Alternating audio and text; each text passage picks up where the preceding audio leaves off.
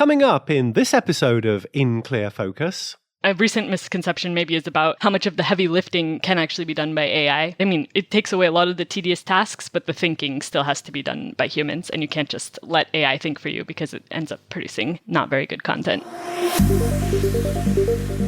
You're listening to In Clear Focus, fresh perspectives on marketing and advertising produced weekly by Big Eye, a strategy-led full-service creative agency growing brands for clients globally.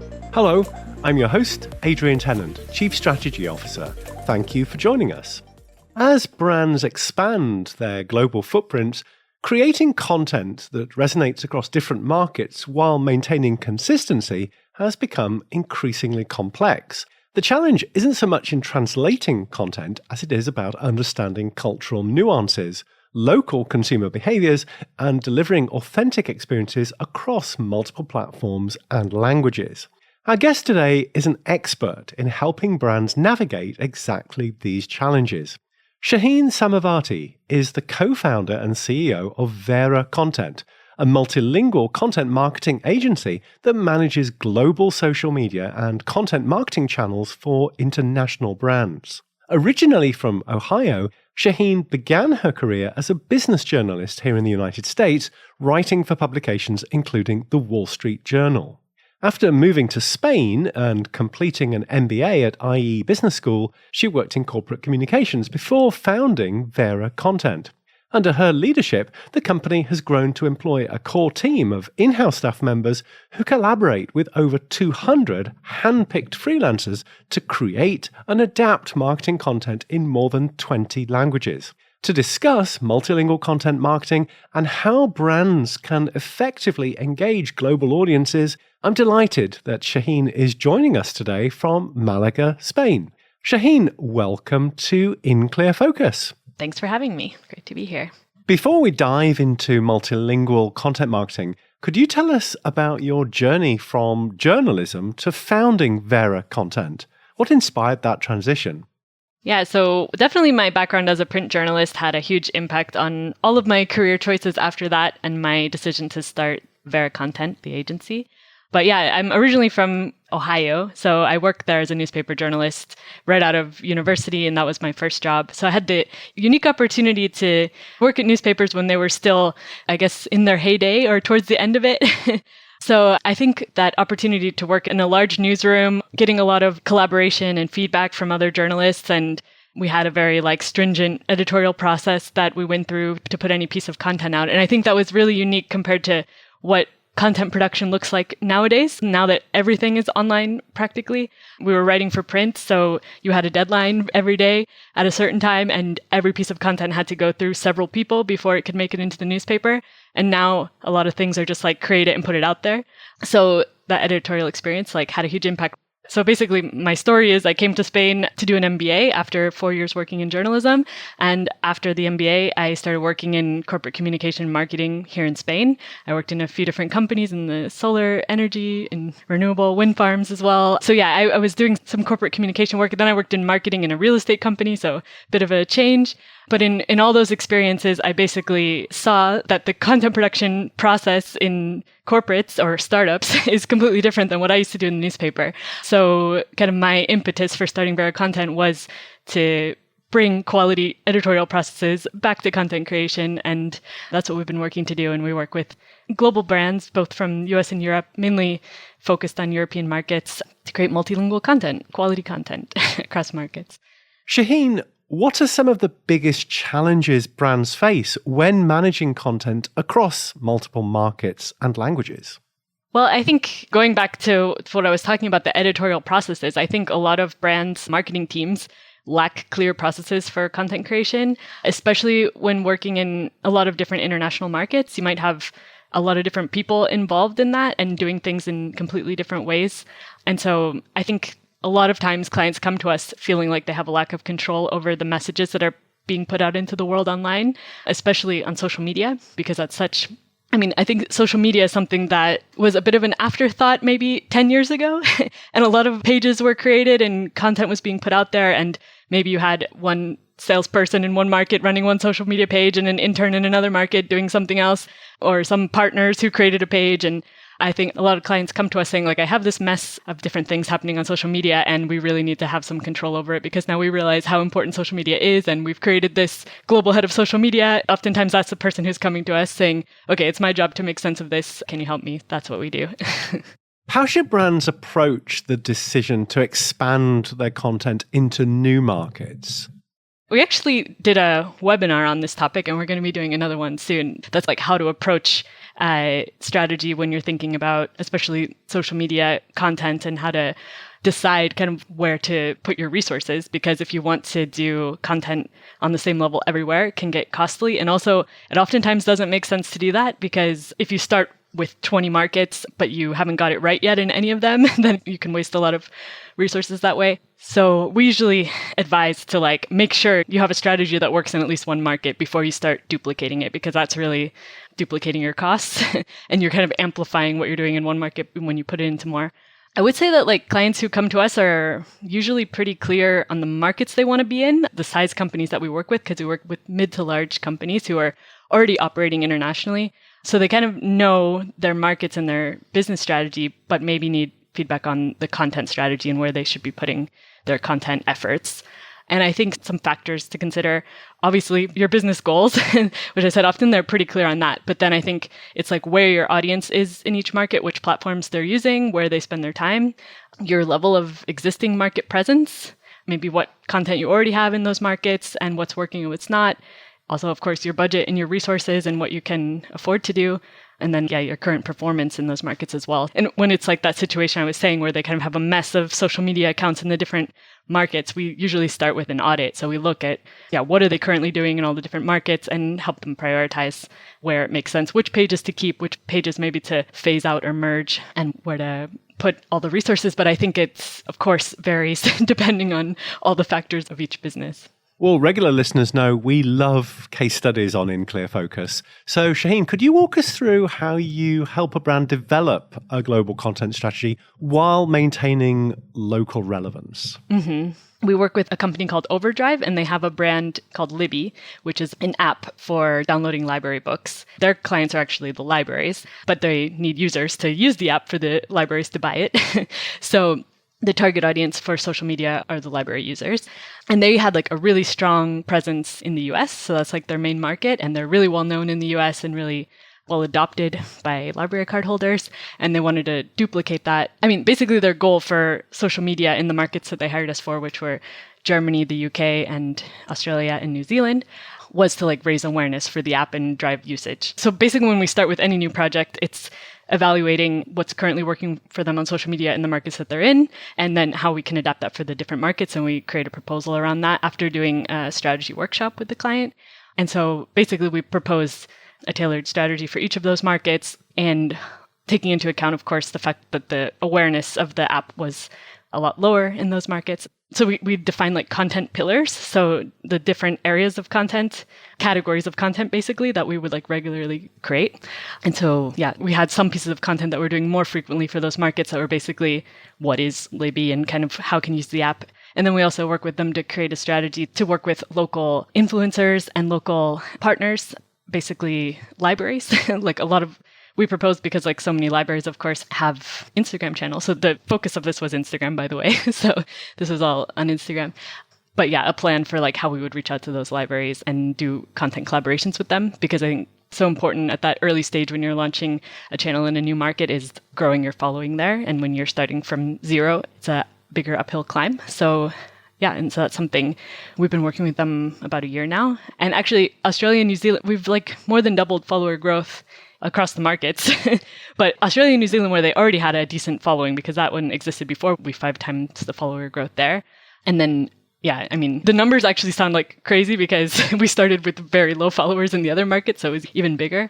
But and then we've been growing engagement and reach as well. So it's been a really successful campaign, and we're planning to launch some new markets with them as well. Excellent. Now, when it comes to international search engine optimization or SEO, what are some key considerations for brands targeting multiple markets? Well, basically, we approach SEO for international markets really similarly as you would for a single market. The main difference is that you're working with different languages and you have to do not only different languages, but different vocabulary as well, because you might work across different markets with the same language, but that they use different words, might use different search terms. So it's basically unique SEO research for each of the markets that you're in. Like a lot of the projects we do, like the content is originally created in one language, and then we do SEO research in the additional languages, and we propose similar topics, or even maybe the same article essentially, but reworking it with taking into account the keywords that would be used in that market. Interesting. Could you share an example of a campaign that required significant cultural adaptation and how your team approached it? Yeah, so all of them, basically all of our projects. I mean, if we're talking about SEO, I mean, we've done a lot of different SEO projects, but one that comes to mind is like a real estate project platform that we were working with called Spot a Home. They're a rental platform, so they have landlords and tenants, and they create content for both. But we had a particular project that was for landlords and writing about a lot of topics that like landlords would search for when renting out their properties. And that required a lot of adaptation because it had a lot to do with landlord-tenant laws. This was for like 7 different European markets, and they were quite different in each of the markets. So not only was it obviously the SEO keyword research and the terms that are used across those markets, we actually had to write different content because the situations would be different as well. But then also there's lots of creative adaptation we had to do for a lot of different projects. I actually worked with a client called Spain Media, which does magazines. I'd say some of the most intricate cultural adaptations are these kind of editorial content. Like we translated Condé Nast Traveler magazine. We also translated New York Times Style magazine from English to Spanish. And some of those articles are just really, like these cultural topics and about art and about food and all those kinds of terms take a lot to translate. And we also worked with Sony Music Spain to translate pop songs. For example, this song from Nati Peluso, and we basically did the English subtitles for the music video. And yeah, it's like translating poetry. It's a totally different ballgame, but of course, it's a total adaptation and requires a lot of creativity. It's fascinating. How do you manage the quality control process when you're working with so many different content creators across different markets? There's 2 aspects of that. Like one is talent selection, like having a really strong talent selection process. And the second is the editing process, like I was talking about before. But for us, this is like the core and the secret sauce, I think, of our success is like the processes that we've created for this. And so it's hard to explain it all succinctly, but basically it's finding the right people for the projects in the first place and then giving them really, really clear instructions of the expectations we have from them. And of course, when you're working across multiple languages, you need to have rock star editors in each of the languages because they're key people that you have to make sure that everything else is of the high quality that we expect. And of course, we have like ways that we test them and are constantly finding the best talent for the projects. And we also have like a rating system to be able to keep track of like who our strongest linguists are across the languages. But then we also have what we call our 3-step editorial process. But I think that the key in the editorial process is not just the number of steps, but also the quality of the feedback, because I think that's what's really different about our process is that we really require people to give qualitative feedback, not just edit it and move it to the next stage. You have to go back and talk to the person who did the work and tell them what they did well and what they didn't, because that, I think, really motivates a person to be invested in the work that they do. I think it's so easy to just submit a piece of content, it moves on, and you don't really think anyone's paying attention to it or cares. So that's really core to our philosophy at Vera, to have a collaborative culture of feedback, and we're constantly showing people like we care about what you're doing and we are paying attention. So high tech and high touch. Yes. Yeah, definitely a bit of both, but of course the human element of what we do is huge. So we're, of course, I know you're going to ask me about AI. I'm sure that's coming. Everyone asks about that, but and of course we're leveraging that, but we leverage our human talent above all. Let's take a short break. We'll be right back after this message. Hi, I'm Nick Bennett, author of B2B Influencer Marketing, Work with Creators to Generate Authentic and Effective Marketing. My book provides a practical guide for business-to-business brands looking to partner with creators who align with their brand values and can help deliver real business results. I break down key concepts and explain how to develop effective influencer marketing strategies, from identifying the right partners to measuring campaign success. Whether you're new to B2B influencer marketing or looking to enhance your existing programs, this book offers actionable insights and frameworks to help you succeed. As an InClear focused listener, you can save 25% on B2B influencer marketing when you order directly from the publisher at koganpage.com. Just enter the exclusive promo code BIGEYE25 at checkout, and shipping is complimentary for customers in the US and the UK. I hope my book helps you transform your B2B marketing strategy with the power of authentic creator partnerships. Thank you. Welcome back. I'm talking with Shaheen Samavati, the founder of VeraContent, about multilingual content marketing. Let's talk about influencer marketing. Shaheen, how do you manage influencer campaigns in different markets? Yeah, so we have community managers who are the people running the local accounts in each of the markets. And part of their job is to know who the important influencers are in the niche for any particular client. And it also depends on the particular client and what they want. But like in the case of Overdrive, like I said, we mostly are doing brand collaborations. Influencer budget is something that would be needed if you want to like do paid influencer campaigns, which we've done a lot of as well. For example, we work with a brand called St. Dalfor. It's a fruit spread, actually, is how they market it. And we've done a lot of influencer campaigns with them, basically. But it's been mostly micro influencers, I should say. Like we work with, for example, food influencers, people who are doing different recipes, and we get them to incorporate the jam in the recipe and show how they do that. We've also worked with lifestyle influencers, so that are maybe they're more focused on home decor, on fashion, but they can work the jam into a scene and recommend it to their audiences. And that's actually an interesting aspect of that client is that they really want to be seen as like a high-end fruit spread. So that's been interesting, finding the influencers that really match with their brand. I'm curious, how do you measure the success of multilingual content campaigns? I'm wondering what metrics matter most when evaluating international performance? It depends. That's the answer to everything.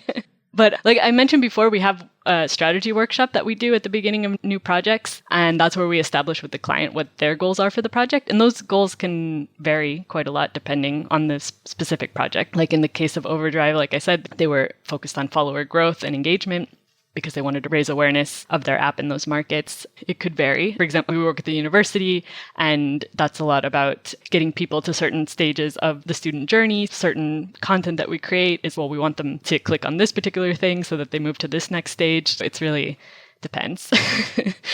Could you share some common misconceptions that you've come across about content localization? There's probably a lot of misconceptions out there. I think most of the clients we work with understand content pretty well. And I guess a recent misconception maybe is about how much AI can actually do, how much of the heavy lifting can actually be done by AI. It takes away a lot of the tedious tasks, but the thinking still has to be done by humans. And you can't just let AI think for you because it ends up producing not very good content.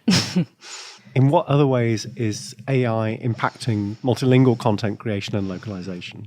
Well, it's impacting a lot. Of course, it's completely changing the industry of content creation. Talking about generative AI and things like ChatGPT or Gemini or that can actually create text. Yeah, I think it's like an expectation now that content creators leverage these tools to be more efficient.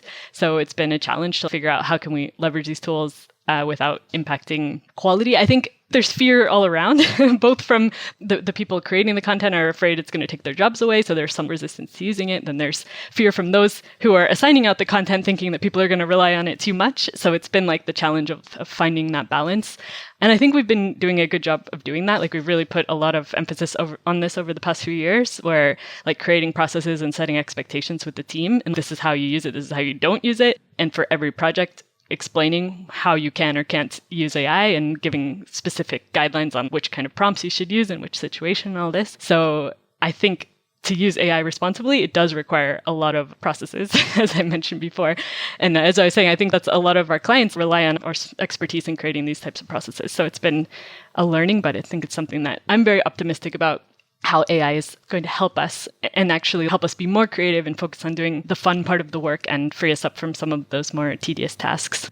At Big Eye, we work with a lot of CPG brands, from well-established ones to startups and scale-ups. What advice would you give to consumer product brands, marketing teams, just starting their international expansion?